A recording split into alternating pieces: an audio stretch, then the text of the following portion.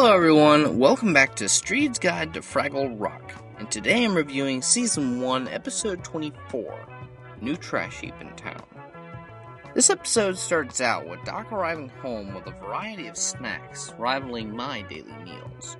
While Sprocket exercises, he shows him a brand new weight loss invention he's recently created. My miracle diet drink is my own recipe, distilled from the finest rutabagas.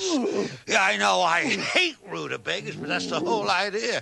Meanwhile, back in Fraggle Rock, Gobo is recuperating after being thumped by Junior Gorg, and Moki's been assisting him by making him an abundant amount of rutabaga soup. She arrives with more soup, but quickly has to go for something urgent. I have decided to paint the first ever portrait of the hairy-chested batworm. But no one's ever seen a hairy-chested batworm. Well, yeah, they only come out at night. When will you sleep? I won't. I shall stay awake for the sake of science. Wow. Moki leaves, but Gobo's still suffering, and to quell his pain, Wimbley suggests that he read a postcard from his uncle traveling Matt. In the postcard, Matt recalls taking a rest somewhere presumably in Australia, and notices some kangaroo about, confusing them for transportation systems. After the postcard, Gobo is still downtrodden, and Wimbley falls asleep. Meanwhile, in the garden, we get to see what the trash heap is up to when she's not giving advice. Finally, I have some free time. Time to express myself. You boys should get a hobby. You would see what I mean. But Marjorie, you're an oracle. Yeah, giving advice is in your blood. You can't be satisfied with hobbies. Oh, Gunji, this is going to be stunning on you. Back in Fraggle Rock, Moki's in a tranquil cave, awaiting the arrival of the enigmatic hairy-chested batworm. She attempts to stay vigilant, but takes a nap. As soon as she does, the strange creature arrives, awaking her, and she begins to craft its portrait. Meanwhile, in the Great Hall, the Fraggles are terrorized by a recurring frightening dream brought up by Junior Gorg thumping Gobo. Okay, you Fraggles, I've busted in here, and now I'm gonna dump all your legs.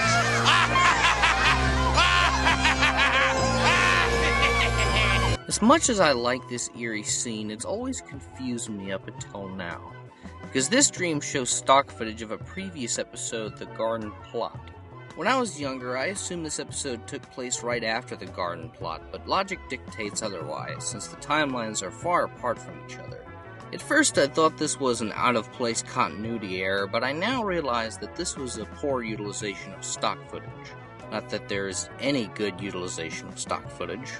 Anyways, Marjorie disperses the frightening dream and gives the Fraggles some much-needed advice in this trying time.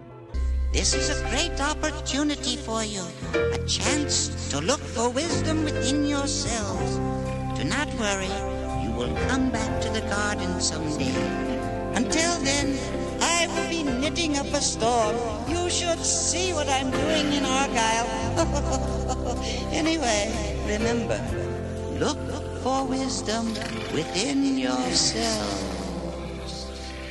Moki completes the charming portrait, and the Fraggles rush Gobo, telling him that they're having a meeting regarding the dream.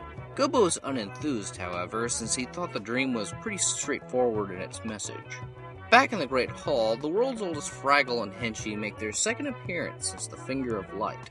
Some hijinks ensue, and the Fraggles ponder who should provide them with advice, since everyone's too afraid of venturing into the garden. Hi, everybody! I've done it! The first ever portrait of the never-before-seen hairy-chested batworm!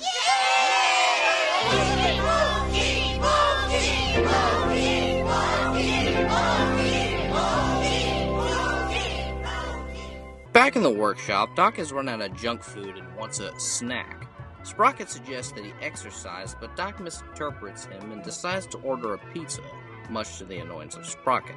We return to the Rock, and the world's oldest proclaims Moki as the brand new trash heap, and she's delighted to take on such an awesome responsibility, when suddenly a horde of Fraggles arrive with various problems, leading to this comedic scene. Oh, please! Terrible! Let me think. No, what about my thimblebug? Did she say thimblebug? I've got a room full of thimblebugs. Oh, what can I do? Please tell me, please. Well, why don't you give your thimblebugs to this Fraggle? Do you like thimblebugs? I love thimblebug! Thimblebugs! Oh, she's done it. She's solved the problem.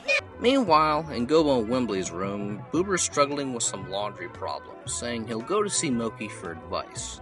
This crosses a line with Gobo, and he limps back to the Great Hall to talk some sense into Moki. And we get a great musical number by the late and great Philip Balsam. Okay, buddies, get your Moki money! Way to go! Let me hear somebody. We found a way. Found a way to live on Easy Street. No more troubles, no more cares. no more cares, more. Oh, happy day. Oh, happy day. It's made our lives complete. Easy is the only way to go. Way to go.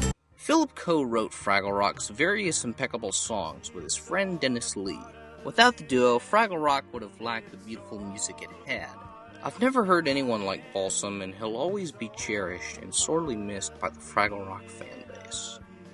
Thanks for everything, Philip Balsam. Boober's morose, discussing his issue with Moki, with her advice crossing the line, saying Boober should give up laundry forever. Boober even agrees, but Gobo finds this disgusting, and tells Moki the harsh truth. The dream said I should help the Fraggles. That's not what the dream said at all. But it looks to me like you're having too much fun to care about the truth. Moki confronts Gobo, feeling hurt for what he said. Gobo explains he never meant to hurt her, he was only trying to stop her from hurting the Fraggles with her misguided advice. Moki comes to her senses and regrets what she's done, and the two share a touching song together. Since the world was made, there's been times a person needs to find a friend who's not afraid. And I know I'll do the things I've got to do, working with you. Back in the Great Hall, Gobo and Moki return with a plan to make the Fraggles revoke her new role as the trash heap, with advice so ridiculous even the most gullible of Fraggles wouldn't fall for it. Gobo will challenge Junior Gorg to a duel. What? That's right. Tomorrow morning at dawn, Gobo will hobble out on his little bitty crutches and insult the group. This plan works, and Moki's relieved. We return to the garden with Marjorie knitting up two nose socks or something for Philo and Gunge, who missed the thrill of seeing Madam Heap giving advice. Believe me, the Fraggles will be back as soon as they need to know something that makes the risk worthwhile. Oh, Madam Heap, I have a problem only you can solve. What can I do about these grass stains? See? Back in the workshop, Doc's stuffed and exhilarated to see the results of his misguided diet, and he's shocked at the revelation that he's gained 12 pounds. Sprocket attempts to explain, but Doc's none the wiser.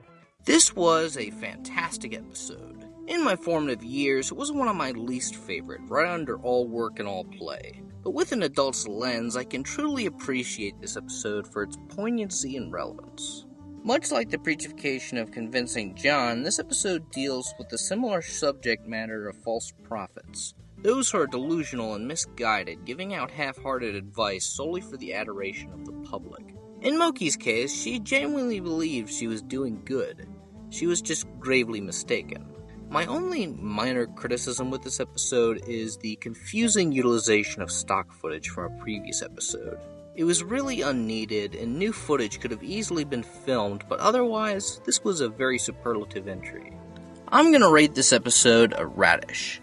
Overall, this was a satisfying, evocative, and appropriate end to Season 1 of Fraggle Rock.